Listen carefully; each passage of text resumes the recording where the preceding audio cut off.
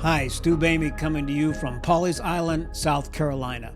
You know, if you wanted to understand how we got to where we are in our culture today, one place you could start is a book written in 1859 with the title On the Origin of Species by a man by the name of Charles Darwin. Darwin wrote about the theory of biological evolution. This theory states that organisms, animals, human beings evolve over the course of time through a process of natural selection, by which they adapt to the world around them, helping them to survive. It might be because of their colors or muscles, or for birds, even their beak shapes. So that when they reproduce, their offspring inherit these traits, and over time they evolve into better, stronger versions. Now, conversely, those forms that are less adaptive tend to cease to exist, which leads to the survival of the fittest. Now, the problem with this kind of thinking is that over time, this theory makes God unnecessary. Science replaces God. It's not that science is bad. Science isn't bad. It's good. It's just that it isn't God. Science answers the question, how does what already exists, what's already here, fit together? How does it work? But it can't answer the question of origins. Who or what created or designed the original matter and energy of the universe in the first place? Where did it all come from? Because when we take God out of the equation, there could be big trouble looming ahead. You see, this kind of thinking leads to the kind of atheism that we find surrounding us in our culture today. When science replaces God, it's a slippery slope. When I was a kid, we used to go to the golf course. There was a big, long hill that we would sled ride down. The first time I ever did it on my sled, I was just a little tyke. I got to the top of the hill, got that sled rolling. It started out real slow, but gradually, over time, it increased speed and gathered momentum until at the end of the trip, I went flying and ended up in the hospital with a broken collarbone. You see, it's a slippery slope that starts out real slow when you take out the existence of the God of the Bible. When you take God of the Bible out of the picture, anything goes. I mean, how else would you explain how we got to the place where transvestites are teaching grade school children about sexuality? And think about the pandemic. We got a good dose in our pandemic hearing about what science had to say, but we didn't hear a whole lot about what does God have to say about this? To which the Bible, when you erase God from a culture, counters in Genesis 1:1 that there's a self-existent designer God. In the beginning, God created. And this designer God creates everything that is. And when we remove this God from the equation, it's a slippery slope. Danger ahead, a trip to the emergency room. Which is why 2,000 years ago, Paul described our current state of affairs. He wrote in Romans chapter 1, verse 21, "For although they knew God, they did not honor him as God or give thanks to him, but they became futile in their thinking, and their foolish hearts were darkened. Claiming to be wise, they became fools." Do you see what Paul's saying here? He's already said in Romans chapter 1, verses 19 to 20, we got into this in the previous message. He's already said that since the creation of the world, God's existence, his eternal power, his omnipotence, his divine nature, his holiness, his righteousness, his sovereignty has been clearly revealed. It's been made plain to all people in what's been made, in the world around us.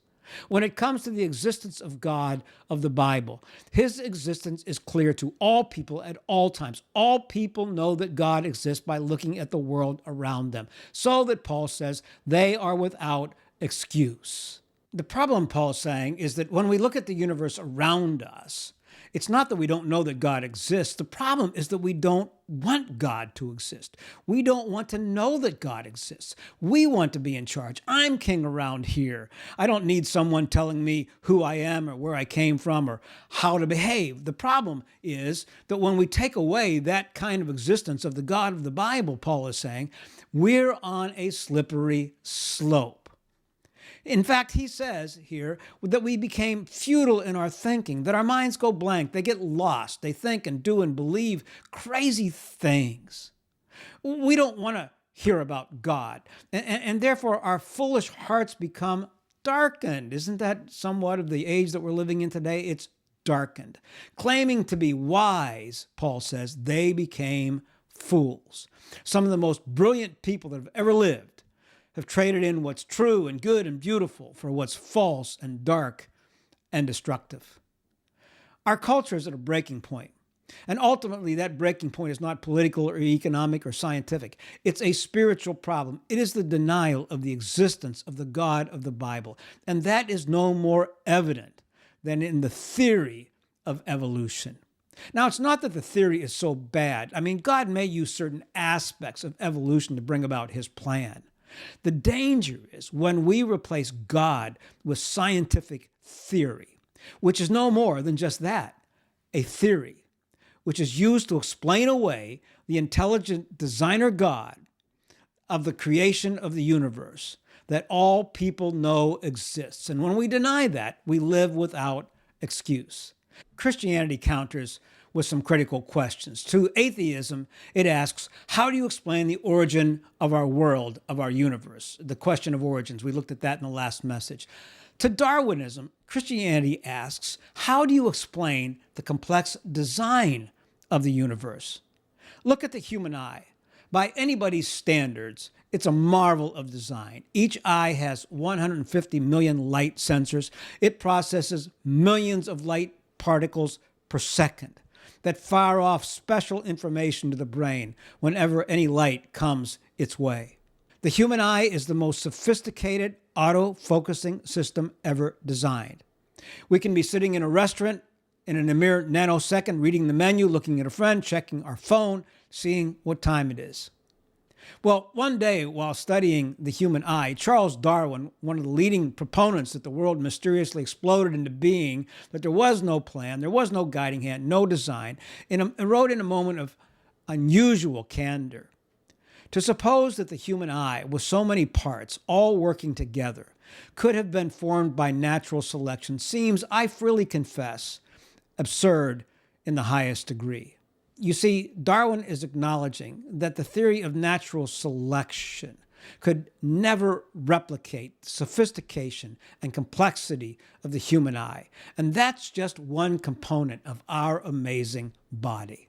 You see, the complexity of the universe and the world around us begs the question, who or what is responsible for the intricacy of the design and the wonder that we see around us? Every design needs an adequate designer. The greater and more complex the design, the greater and more complex the designer. Watches need watchmakers. A masterpiece painting requires a master painter.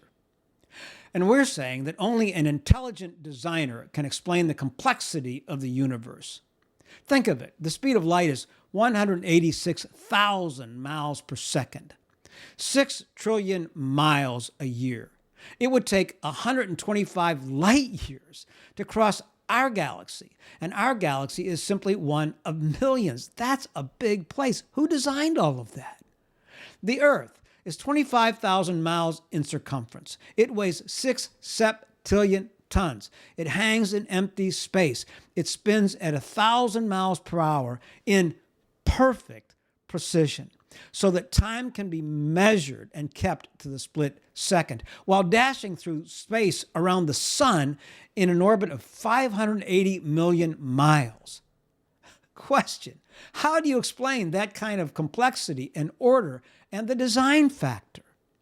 How do you explain that a single DNA molecule, the building block of all life, carries the same amount of information as one volume of the Encyclopedia Britannica? And we're made up of millions of DNA molecules. How do you explain that complexity and that design? The human heart, it's the size of a fist. It weighs a half pound. It pumps 18,000 gallons of blood a day, the equivalent to lifting 65 tons off the ground. Hey, and catch this, the amount of information in the human brain would fill 20 million books.